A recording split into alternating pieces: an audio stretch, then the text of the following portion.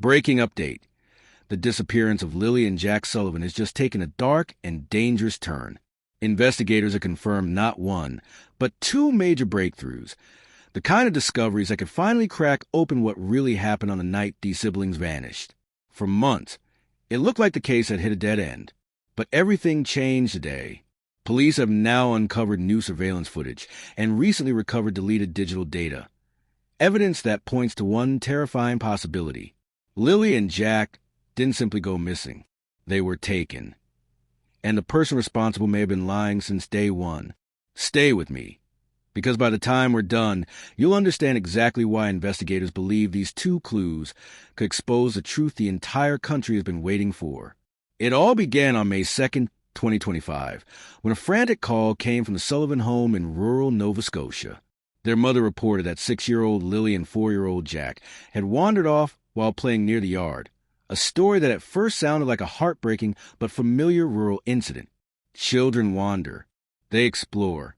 They follow a path or an animal or simply get distracted. But from the very beginning, something about that night didn't feel right. The details were thin. The timeline felt rushed and emotion in the air, according to those who later spoke about it.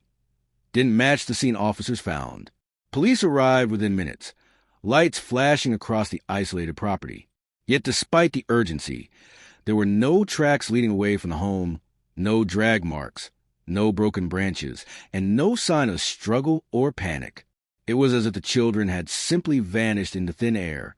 Neighbors described the night as unusually still, almost unnaturally quiet. Not a single person saw Lilly or Jack walking down the road, cutting across the field, or entering the woods behind the property. No vehicles speeding away. No unfamiliar footsteps. Nothing that suggested two small children had made their way out on their own. For days, the RCMP launched one of the largest searches the community had ever witnessed. Officers swept the dense forest with drones, thermal imaging, and canine units. They drained ponds, searched culverts, combed the riverbanks, and walked shoulder to shoulder through farmland that stretched for miles. Hundreds of volunteers joined in, forming long search lines, calling out the children's names until their voices cracked. Despite this massive effort, the kind that almost always turns up a clue, even something small, there wasn't a single trace of siblings. No clothing, no toys, no footprints leading deeper into the woods.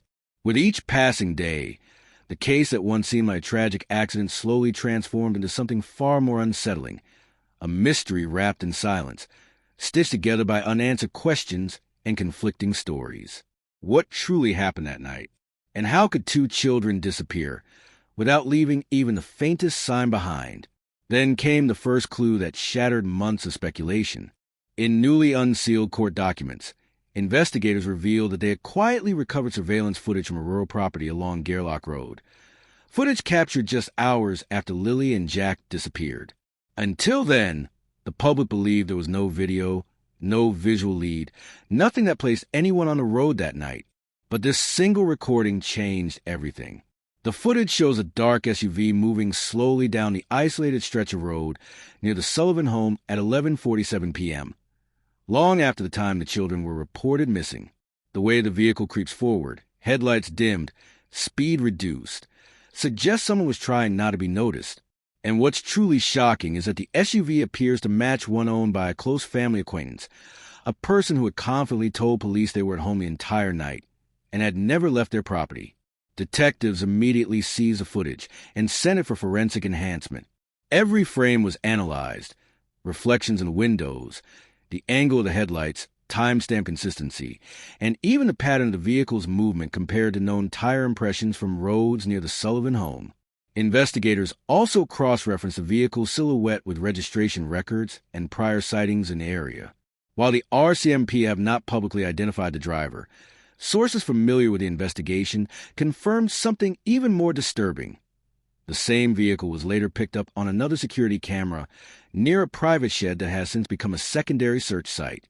That location had not been part of the original search grid, raising questions about why someone would be there in the hours after kids vanished, and what they might have been doing. This discovery completely blew apart the original timeline that investigators and the public had relied on for months. Someone wasn't where they said they were. Someone was on that road, moving through the dark at a time they claimed to be at home. And as detectives have said many times, the camera doesn't lie. But the second clue, the one involving deleted digital data, would take the case into an even more unsettling direction. Not long after the vehicle footage surfaced, digital forensics teams uncovered something just as explosive: deleted phone data belonging to one of the adults connected to the case. At first glance, it seemed routine. Phones are seized, files are covered, and investigators comb through data for any leads. But what emerged here was far from ordinary. Hidden deep within the recovered files were late-night GPS coordinates. Tracking the phone near that same rural road with a dark SUV had been captured on camera just hours earlier. The precision of the data suggested someone had been moving deliberately through the area at a critical time, long after the children had vanished from their yard. The logs revealed movement around midnight, placing the device, and by extension, presumably its owner, in striking proximity to the scenes already under scrutiny. When investigators overlaid the GPS timestamps with the surveillance footage from Gairloch Road, the correlation was almost uncanny. Every movement on the road matched the coordinates with near-perfect accuracy.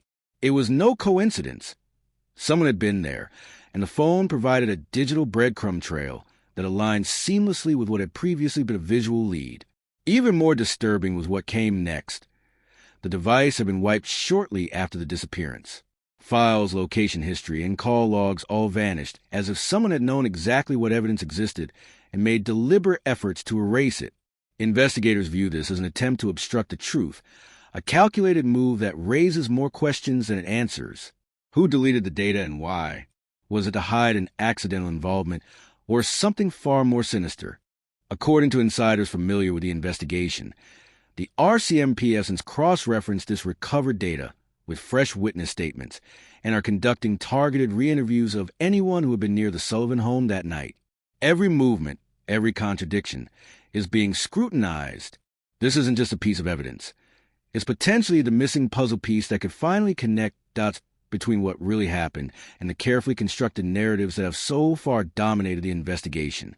Each new lead edges the case closer to uncovering the truth behind Lilly and Jack's disappearance.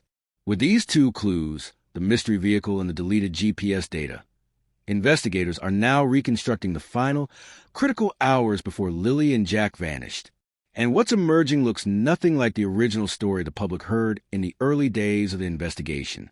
The neat, simple explanation that the children simply wandered off into the woods has begun to crumble under the weight of inconsistencies, unexplained movements, and digital evidence that points towards something far more complex happening that night. One working theory among investigators is that the children may have been moved after their disappearance, not necessarily harmed, but taken from the property and possibly hidden temporarily before being transported elsewhere.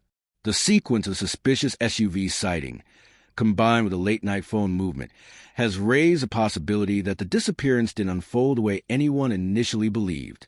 Another interpretation suggests something accidental may have occurred at the home, and what followed was an improvised, increasingly desperate attempt to hide it. While no conclusion has been announced, the evidence has opened doors that were previously considered unlikely. In response to these discrepancies, police have quietly revisited several key locations tied to the new digital and surveillance leads. These include a storage shed that had once been dismissed as irrelevant, a drainage site near the back of the property, where water levels have since changed, and a wooded access trail that searchers initially passed over because of limited visibility. In recent weeks, neighbors have reported seeing unmarked vehicles entering the area late at night, and new evidence teams arriving with specialized equipment. To locals, these sudden, subtle movements signal one thing: the case is heating up again, and investigators are following a trail they believe might finally lead somewhere. Meanwhile, the public is demanding answers more loudly than ever. The renewed activity has fueled speculation, frustration, and hope all at once. As investigators continue digging, they're uncovering more contradictions in earlier witness statements, small details that no longer align with the newly discovered timeline. And every time a story shifts or a memory suddenly changes, suspicion grows. It's becoming clear that someone isn't telling the full truth, and the closer police get to piecing the night together, the harder it becomes for whoever is holding back to maintain their version of events. Right now, both breakthrough clues are in the hands of forensic and digital experts, undergoing the kind of analysis that can make or break an investigation. The RCMP hasn't named a suspect yet, but according to sources close to the case, a major announcement could drop the moment those lab results come back. Because if the DNA or the recovered phone data confirms what investigators fear, this quiet Nova Scotia disappearance won't stay a missing persons case for long. It will become a criminal investigation,